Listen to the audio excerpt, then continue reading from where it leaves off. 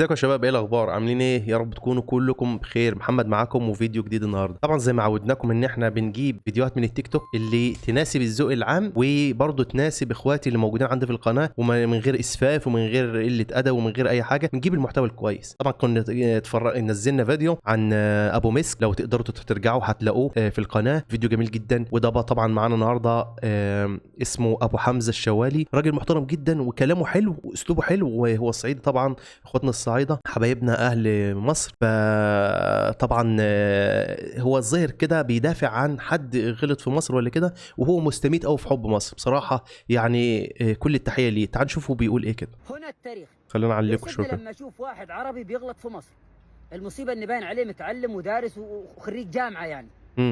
طب في الجامعه اللي انت اتخرجت منها ما قالوا لك؟ هو الظاهر دلوقتي ان في حد غلط او عمل فيديو وهو بيرد عليه من الواضح كده ان لولا مصر هولاكو حفيد جنكيز خان كان ابتلع المسلمين والعالم كله.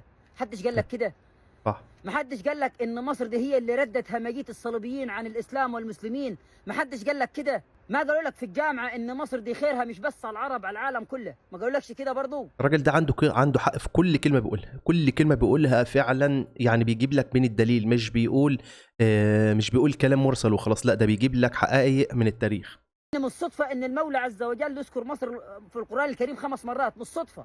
صح. ومش صدفه يتجلى عليها من فوق 7 سماوات، اكيد مش صدفه. صح. ومش صدفه ان السيده مريم العذراء بعد ما خافت من بطش الملك تختار مصر. اشمعنى مصر؟ اكيد مش صدفه. الله ينور عليك والله. ومش صدفه ان سيدنا يوسف تربى وترعرع على ارض مصر، اكيد برضه مش صدفه. يا راجل ده في ايه في القران الكريم في سوره سيدنا يوسف بيقول لك نحن نقص عليك احسن القصص. صدق يعني الله احسن القصص موجوده في القران الكريم كانت على ارض مصر، اكيد برضه مش صدفه.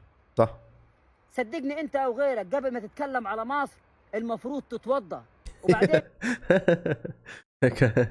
والله العظيم كلام في الصميم يا جدعان، كلام في الصميم. بتعيرنا بفقرنا تقول انتوا مش عارفين وبتاع. وايام ما كانت نساء مصر ملكات كانت معظم نساء العالم جواري تباع وتشترى في الاسواق ومن غير استقيموا يرحمكم الله. تعال نشوف لي فيديو تاني كده. ليه فيديوهات كتير قوي. هو اسمه قناته اهوت، اسمه ابو حمزه الشوالي. لو انتوا اللي عنده تيك توك طبعا ابحث عنه هتلاقيه، وفي فيديوهات كتير زي ما انتم شايفين كده. وراجل كلامه حلو قوي، يعني كلامه مقنع فعلا. ده فيديو تاني ليه، تعال نشوف كده بيتكلم عن ايه. اليوم في التاريخ النبي عليه الصلاة والسلام عليه الصلاة والسلام كلمتان خفيفتان على اللسان، الله فعلا ثقيلتان في الميزان، سبحان الله، حبيبتان الى الرحمن. سبحان الله وبحمده سبحان الله العظيم. سبحان الله ربنا يجازيك خير يا اخو والله. صدقوني ما هتاخد منكم غير 5 ثواني. والله يا ريت برضه اللي بيتفرج علينا يقول سبحان الله وبحمده سبحان الله العظيم، مش هياخد منه 5 ثواني، ويعمل لنا لايك واشترك في القناه. ده فيديو تاني، تعال نشوف كده ايه الفيديو ده بيتكلم عن ايه. اكثر من واحد يا ساده كاتب لي في التعليقات اشمعنى كلمه استقيموا ويرحمكم الله انت بتختم بيها فيديوهاتك. فعلا صح والله العظيم. الكلمه دي انا سمعتها وكنت عايز اعرف سببها ايه، او اللي بيقولها ليه كتير. يا سيد الفاضل استقيموا ويرحمكم الله دي فيها معاني كثيره قوي، لكن اللي يفهم ويعقل.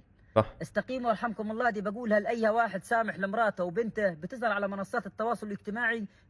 فعلا يا جماعه الموضوع ده مستفز قوي، وبقى اوفر قوي قوي قوي في وسائل التواصل الاجتماعي كلها، يوتيوب والتيك توك. تلاقي الراجل طالع وقدامه زوجته وقاعدين يعملوا تحديات ويرشوا بتاع اسمه ايه دقيق على وشهم، ويروحوا يحطوا زيت، وقله قيمه بشكل مبالغ فيه. كل ده عشان هيجي لهم هدايا. والله العظيم يعني قمه اقول لك ايه، بس مش عايزين حتى نغلط فيهم، لكن بصراحه لازم يتشاف لهم حل. والله العظيم بدون اخلاق ولا قيم.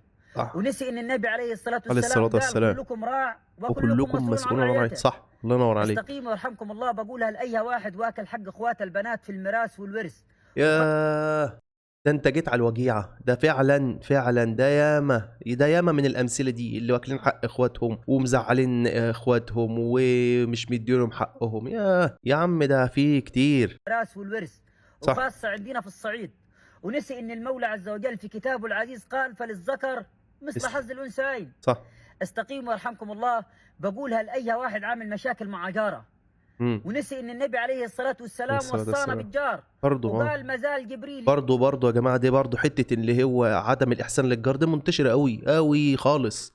لان انت تبقى لو انت عرفت ان جارك ده بايت كويس انت ما تعرفش تنام. في ناس والله العظيم كده، في ناس مريضه قوي. ما لو جاره لو جاره عنده مشكله ولا كده، يا سلام، ده ينام ويبص ينام عميق، يبقى مرتاح كده. والله في ناس مريضه قوي. يوصيني بالجار حتى ظننت أنه سيورثه.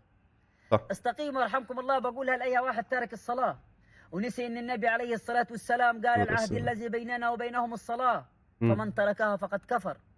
استقيموا يرحمكم الله.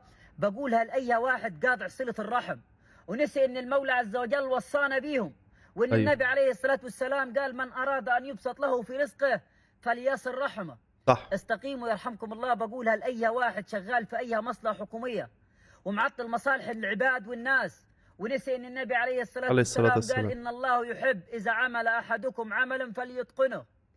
استقيموا يرحمكم الله. بقولها لأي واحد الله في أي يهديه، دولة الله عربية، يجازيك خير الناس والله. اللي بتتاجر في المخدرات والشبو والحاجات دي اللي خربوا به البلاد والعباد. والله حسبي الله ونعم الوكيل، حسبنا الله ونعم الوكيل، حسبنا الله ونعم الوكيل بكل من قاصد ان هو يأذي المسلمين ولا يأذي الشباب بهدف ان هو عاوز يحقق ثروه، بس ما بيدورش الناس دي هتتأذي، الناس دي هتموت، الناس دي هيحصل لها. هو اهم حاجه عنده المليون يبقى 2 مليون، يبقى 5 مليون، يبقى 10 مليون. صدقون الكل حيسأل وحتمشون على الصراط المستقيم يوم لا ينفع مال ولا بنون إلا من أتى الله بقلب سليم. صح والله فعلا. أحلى حاجه نختم بها الفيديو ده. فده كان معانا ابو حمزه الشوالي، زي ما قلت لكم ده الحساب بتاعه على التيك توك، لو حبيتوا تتفرجوا على الفيديوهات، وفيديوهاته كتيره جدا. انا طبعا يا جماعه الناس ديت لا دافعه لي ولا يعرفوني ولا انا اعرفهم، انا بس مجرد ان انا بوريكم الوجه الكويس للتيك توك. اتمنى تكون الرساله وصلت، واتمنى تكون الفيديوهات تكون خفيفه عليكم كده. يا ريت لو يا ريت تصلوا على النبي وتشتركوا في القناه وتعملوا لنا لايك وتشيروا الفيديو وتنزل تكتبوا لنا كومنت. بس يا جماعه، ونشوفكم فيديو تاني. كنت انا محمد معاكم، سلام عليكم.